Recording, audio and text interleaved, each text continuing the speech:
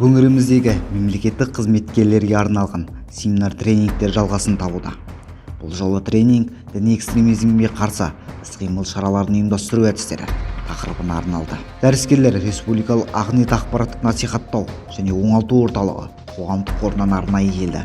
Олар қатысушыларға өз тәжірибелерімен бөлісті. Ал егер екі түрлі дәстүр дін болса, ол бір-бірімен таласатын болады.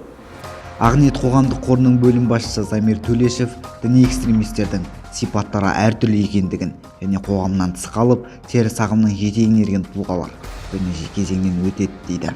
Ол деструктивті діни ағым мүшелерінің теологиялық тәлімді тәсілмен әлеуметтік ортаға қайта бейімдеудің жолдарын айтты. Қайырлы мемлекет болғандықтан біз барлығын өзіміздің қоғамымызды ұстауға тырысуымыз керек те барынша.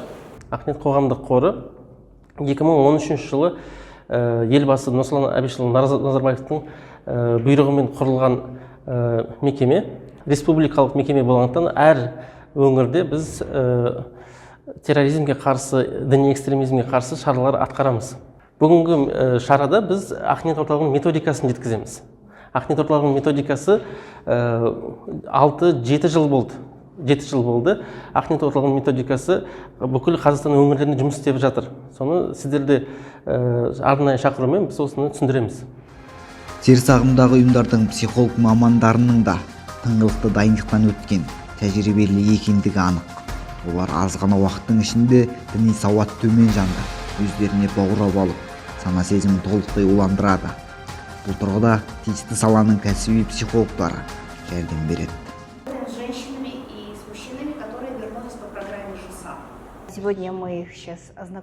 Бүгін біз теологиялық және психологиялық әдістерімізбен таныстырып, тәжірибемізбен бөлісеміз. Осыған орай бүгінгі семинарда оңалту жұмыстарына арналған тәжірибеміздегі тиімді әдіс тәсілдерді ұсынатын боламыз. Семинар тренингтің екінші кезеңінде қатысушылар сұрағы жауап алмасып, еркін форматта ойларын ортаға салатын болады.